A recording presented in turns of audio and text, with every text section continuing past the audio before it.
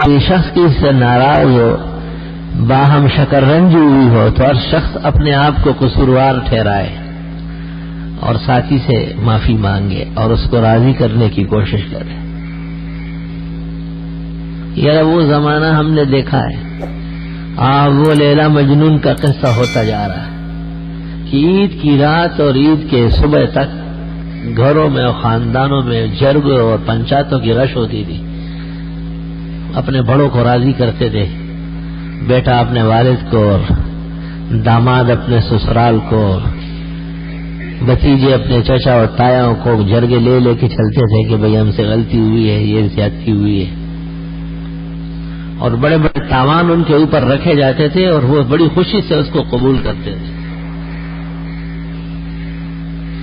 عجیب بات تھی کہ اس وقت علم نہیں تھا، جہل تھا، لیکن لوگوں میں اخلاق علم کے تھے، اور اب علم آ گیا، جہل نہیں ہے لیکن لوگوں کے اخلاق جاہلانہ ہے۔ ان کا کردار اور ان کی زندگی اور اس کے اطوار میں علم کے بجائے جہل پایا جاتا ہے۔ اس لیے ہر شخص اپنے غرور و تکبر کے اندر نازاں ہے اور فقراء ہے۔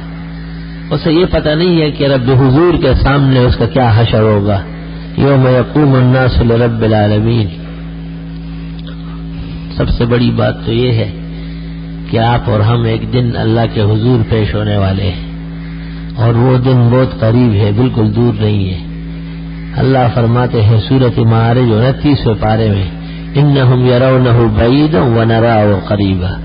یہ سمجھتے ہیں کہ قیامت بہت دور ہے اور ہم سمجھتے ہیں کہ بالکل قیامت قریب ہے۔ ہر آنے والا معاملہ قریب ہے اور ہر گزرا ہوا معاملہ وہ بعید ہو چکا ہے۔ جب بندوں کو یہ احساس ہو کہ مجھ سے اگر والدین خفا ہو، ایک عورت کو احساس ہو کہ مجھ سے میرا خاوند ناراض ہو، اور ایک چھوٹے کو یہ احساس ہو کہ مجھ سے میرا بڑا ناراض ہے، اس لیے مجھے عید کے دن خوشی کا حق نہیں ہے اور مجھ پر خدا کی نعمتیں اور احسانات بھی نہیں آئے گی، تو اس سے بڑھ کر احساس تو پھر یہ ہوگا کہ اللہ تعالیٰ کی نافرمانی نہ ہو اور اس کے سامنے سرکشی اور بغاوت نہ ہو، کیونکہ اللہ کے حقوق اور اللہ کی الوہیت کی عظمت وہ عبادت سے بہت بڑھ کر ہے۔ حقیقت میں عید منانے کا جو طریقہ ہے وہ تبدیل ہو چکا ہے۔ عید دنیا پرستی کو نہیں کہتے ہیں، عید اقربا پروری کو نہیں کہتے ہیں، عید چہل پہل کو نہیں کہتے ہیں، عید بہت زیادہ مال و دولت کو نہیں کہتے ہیں، عید صدق اور وفا کو کہتے ہیں، قلب کے انجلا کو کہتے ہیں،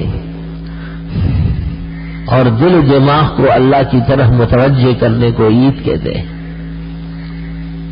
اس لیے لوگ ایک دوسرے سے معافیاں طلب کرتے تھے اور اس بات پر بہت خوشی کا اظہار کرتے تھے کہ ایک بزرگ نے ان کو معاف کر دیا اور والد ان سے خوش ہو گئے، والدہ راضی ہو گئی، اور اپنے بڑے و اقربا وہ سب ان سے راضی ہے۔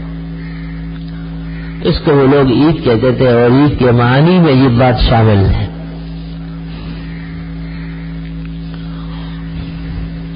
یہ آپ نے دیکھا ہوگا کہ عید کے دن لوگ ہاتھ ملاتے ہیں اور گلے ملتے ہیں۔ اب تو بعض ساتھی ہمارے جو ہے وہ اس کو بدعت کہتے ہیں، ہمیں ان کی عقل اور ہوش پر بھی تعجب ہے۔ اصل میں یہ عید کا مسئلہ نہیں ہے، یہ معافی کا طریقہ ہے، معافی کا طریقہ ہے۔ گلے لگتے ہیں جتنے تھے گلے سب بھول گئے، وگرنہ یاد تھی ہم کو شکایتیں کیا کیا۔ یہ دستور ہے کہ آدمی جب کسی سے بغلگیر ہو جائے اور اس سے معافی مانگتا ہے تو وہ بھی انسان ہوتا ہے، وہ رضامند ہو جاتا ہے۔ ابوبکر صدیق سے کسی نے پوچھا تھا کہ ہم کیسے معاف کر لیں، ان کی طرف سے بڑا ظلم ہمارے سر پہ پڑا رہتا ہے۔ تو ابوبکر نے کہا کہ تم بھی یہ سمجھو کہ تیری طرف سے بڑے مظالم ڈھائے گئے جو آپ کو نظر نہیں آ رہا ہے۔